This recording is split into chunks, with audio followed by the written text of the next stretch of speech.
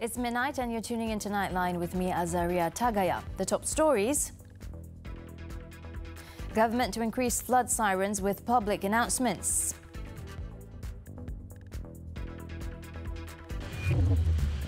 And number of flood evacuees at relief centres in Johor and Malacca rises.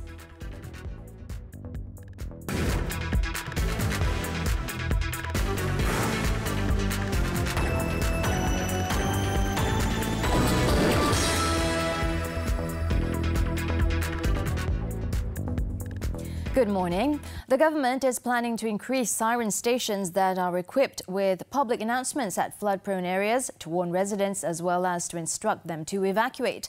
Prime Minister Datuk Seri Ismail Sabri Yaakob said this was part of the proposed improvements discussed in the post-Northeast Monsoon Flood Disaster Management Task Force special meeting, which he chaired on Monday.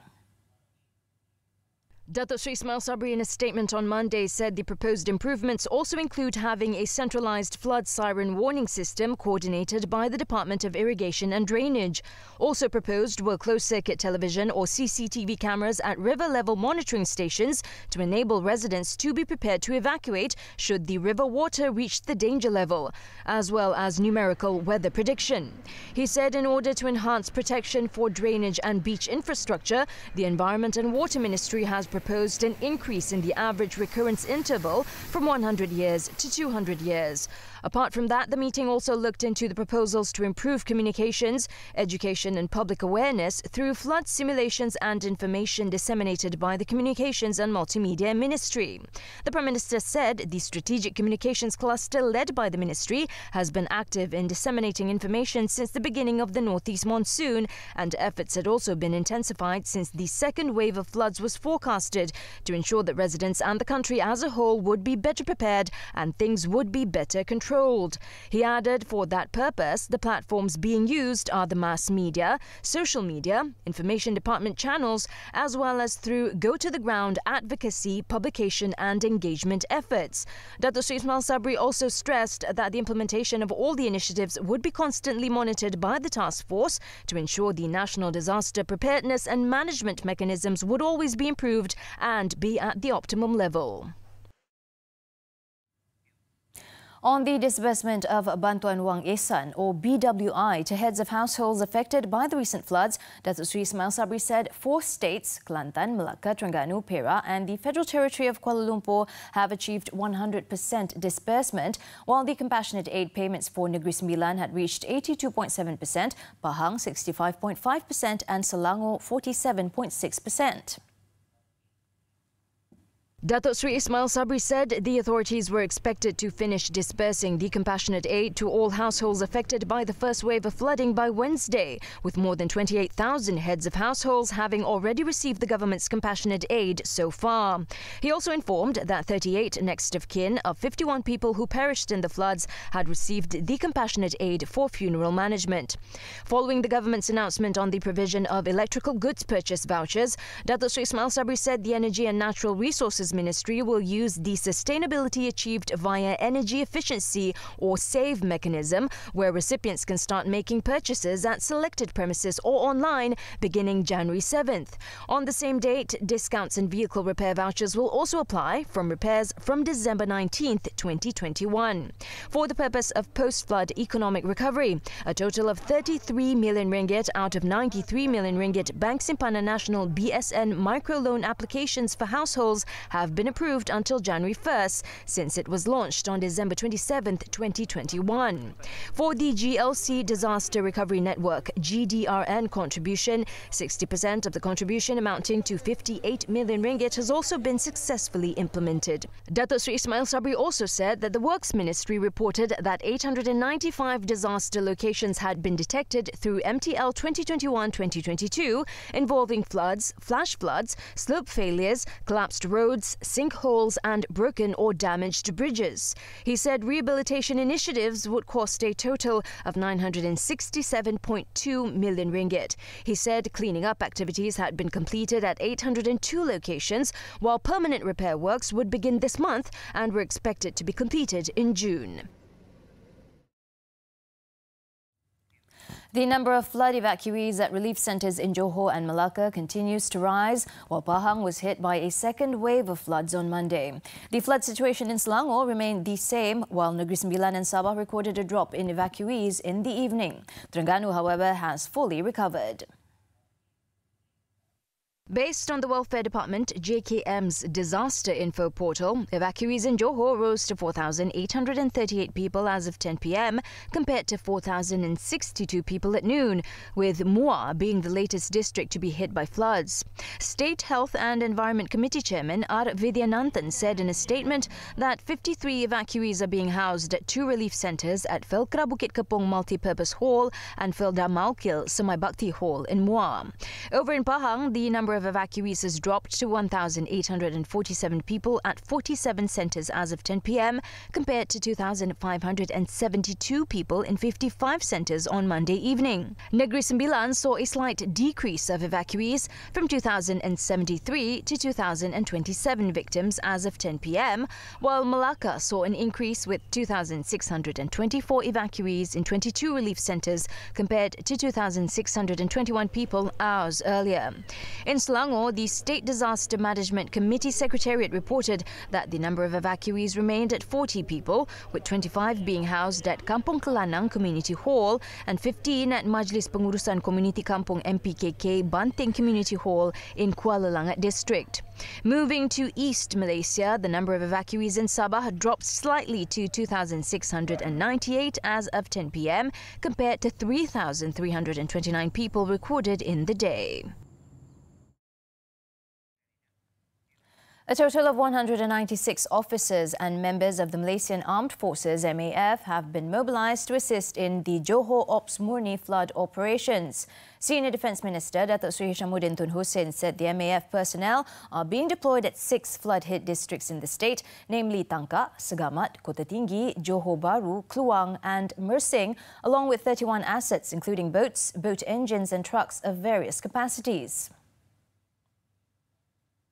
Bagi memastikan Ops Murni Johor berjalan dengan lancar, setakat ini ATM telah mengatur gerak anggota dan aset dari Batalion ke-6 Regimen Askar Melayu Diraja, Regimen ke-33 Regimen Artileri Diraja, Regimen kedua Regimen Artileri Diraja, Regimen 501 Askar Wataniah serta Skuadron ke-6 Regimen Askar Jurutera Diraja.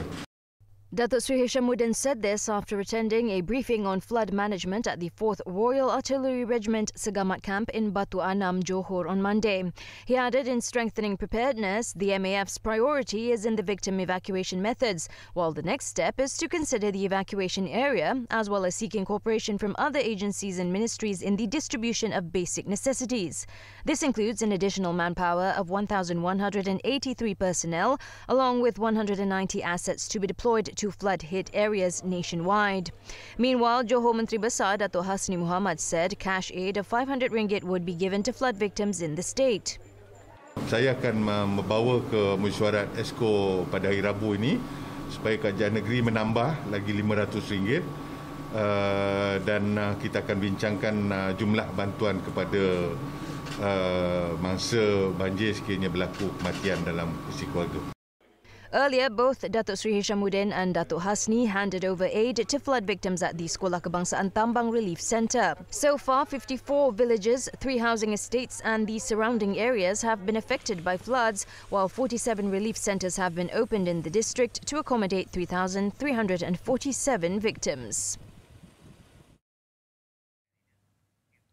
Meanwhile, non-governmental organizations, NGOs and private companies have been prohibited from providing aid such as food, hygiene items and other basic necessities directly to flood victims in Kluang, Johor to prevent the spread of COVID-19, especially the Omicron variant. Kluang District Officer Jamaluddin Abdul Hamid said all donations must be channeled to the District Flood Operations Centre, which will distribute the relief items to the affected victims. Saya juga berharap kepada yang ingin memberikan bantuan atau sukarelawan, terutamanya NGO dan swasta, hendaklah merujuk kepada Pusat Kawalan Operasi Bencana Daerah yang mana terletak di bilik gerakan di Pejabat Daerah Keluang, dan kita akan pusatkan bantuan-bantuan ini iaitu di Dewan Tunku Ibrahim bawah Majlis Mandaran Keluang, dan kita akan agihkan barang-barang atau bantuan yang diberikan oleh NGO dan juga pihak swasta jika ada nak menghulurkan bantuan. Jamaluddin said this after visiting the Kampung Muhibah Community Hall Temporary Flood Evacuation Centre on Monday. He added that the district office already has a list of victims affected by the floods, and aid will only be provided to those who have been registered. 2 more flood evacuation centres were also opened in the district on Monday at SMK Kahang and Batu 14 Community Hall in Paloh to accommodate nearly 200 victims.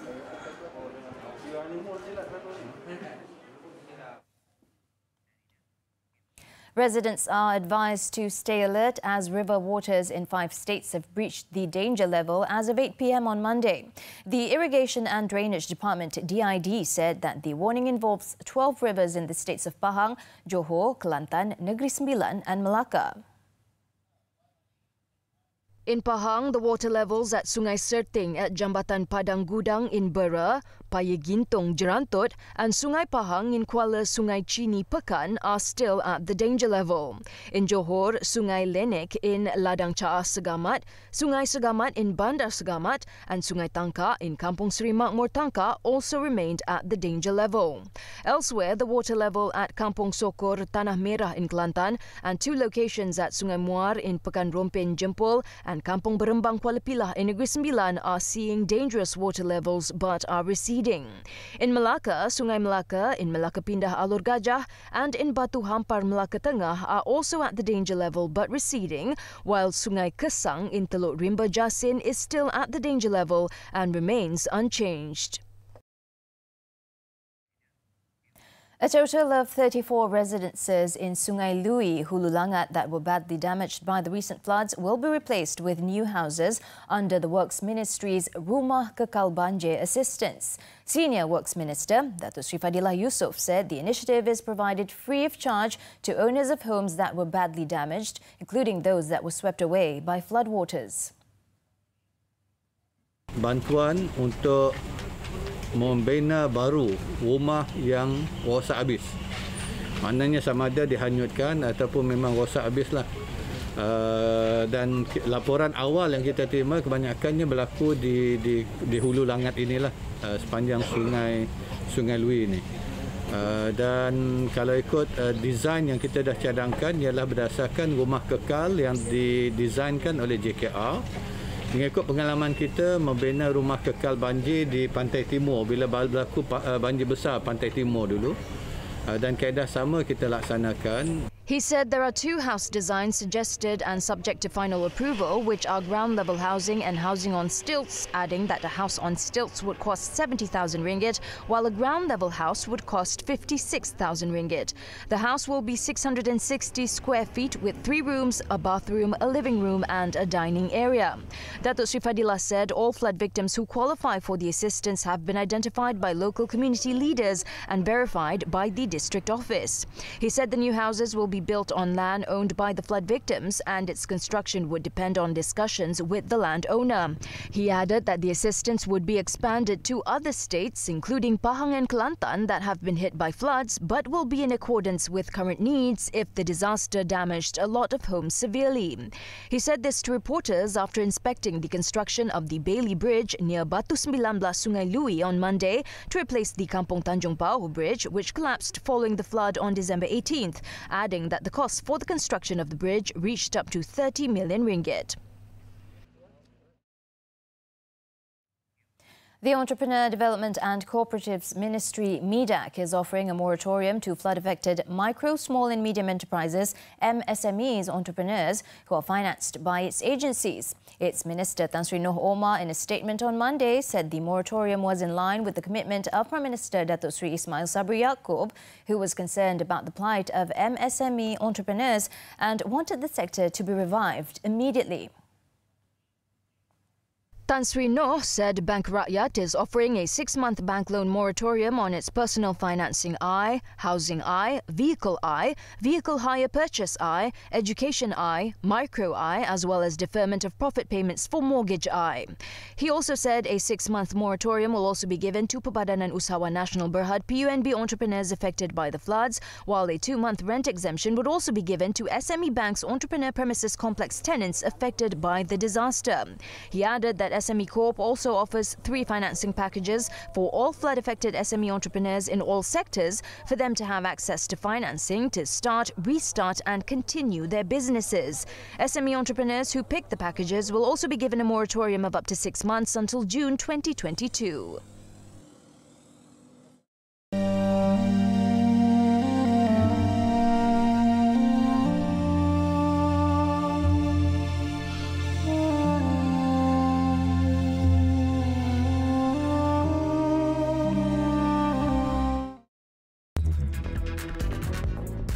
Water dispute. Pulau Pinang government ready to go to court. This and more when we return.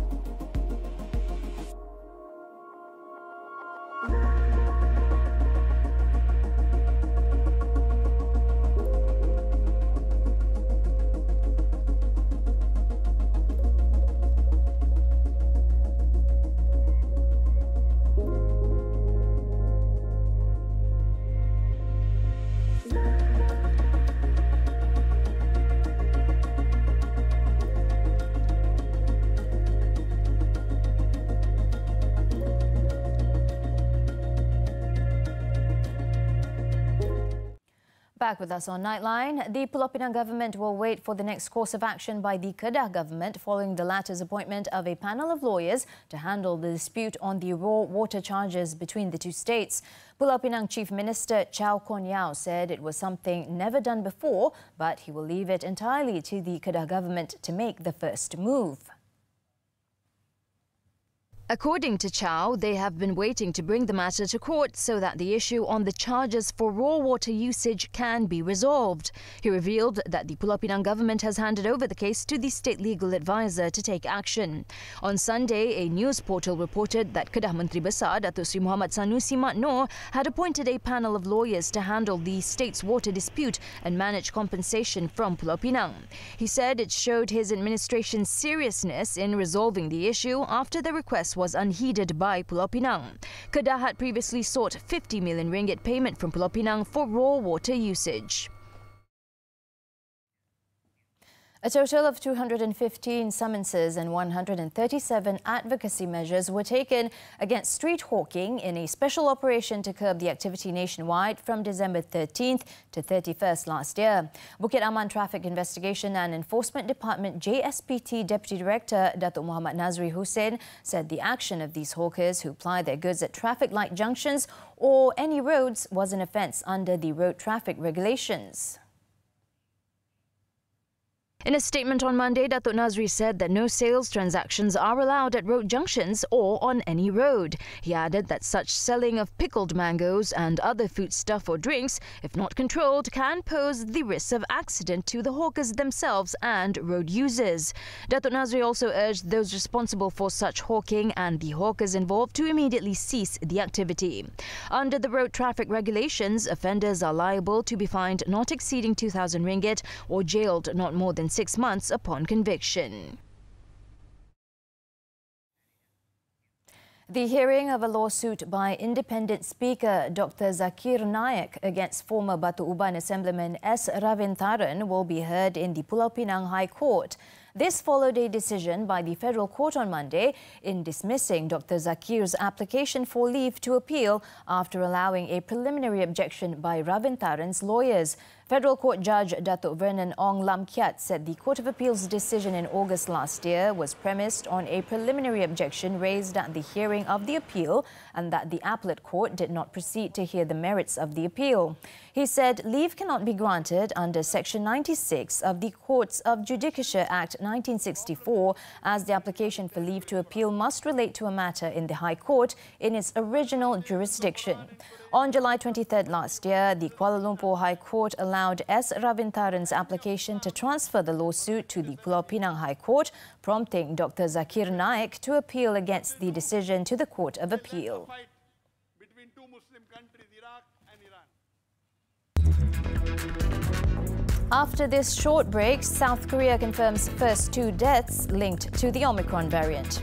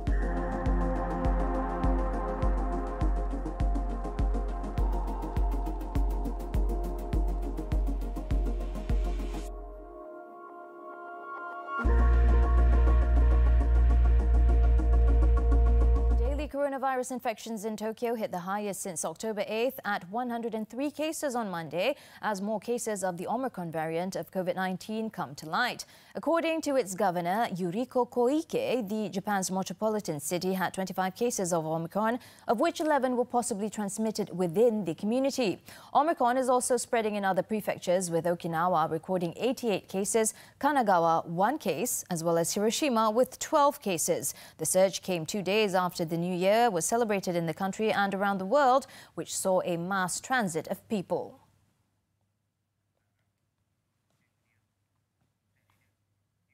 Meanwhile, South Korea on Monday confirmed its first 2 fatalities linked to the Omicron COVID-19 variant amid rising worries about the highly transmissible variant. According to the Korea Disease Control and Prevention Agency KDCA, the 2 people were in their 90s and were hospitalized at a nursing hospital in Gwangju. The first deceased in connection with the Omicron variant passed away on December 27th before being confirmed to have been infected with the variant on December 30th, while the second died on December 29th. It was understood that the first patient completed the administration of 2 vaccine doses in late October, while the second patient was fully inoculated in May. Both the deceased were connected to a cluster infection at the nursing hospital, where 21 people tested positive for COVID-19.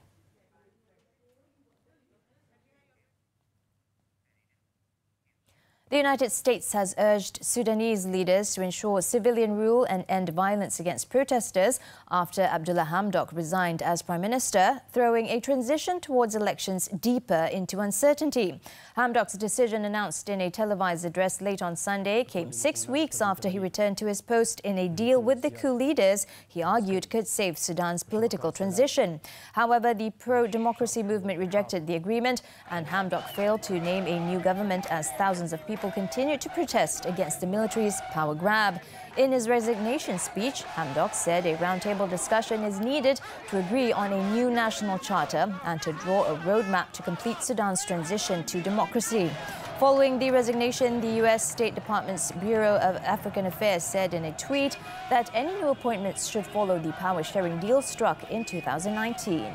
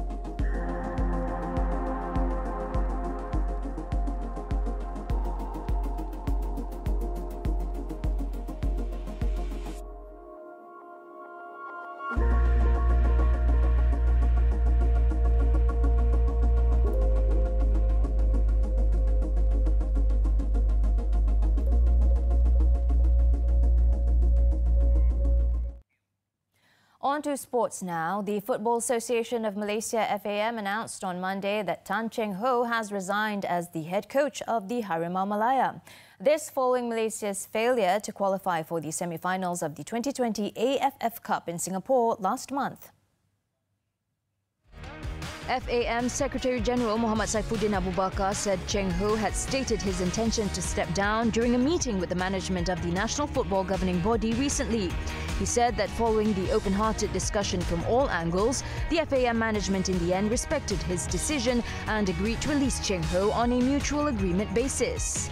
Kerana saya rasa saya bertanggungjawab atas pasukan tidak mencapai sasaran di kempen AFF Cup. Itu sebab saya memang rasa sedih dan juga rasa perlu bertanggungjawab sepenuhnya ke atas pasukan tidak berjaya langkah ke paruh akhir atau ke final. Itu sebablah saya mengambil keputusan yang bukan mudah lah untuk mana-mana individu untuk buat keputusan tersebut lah. Taking charge of the Harimau Malaya in 2017, Cheng Ho built up the national squad to emerge runners-up in the 2018 AFF Cup and put the team in the best position in the second round of the 2022 World Cup, 2023 Asian Cup qualifiers in 2019, before the COVID-19 pandemic disrupted the tournament schedule. In the AFF Cup 2020, Cheng Ho's squad, which lacked preparation due to the pandemic, failed to advance to the semi-finals when they finished the campaign in third place following 3-0 and 4-1 defeats to Vietnam and Indonesia respectively in Group B, apart from recording 3-1 and 4-0 wins over Cambodia and Laos.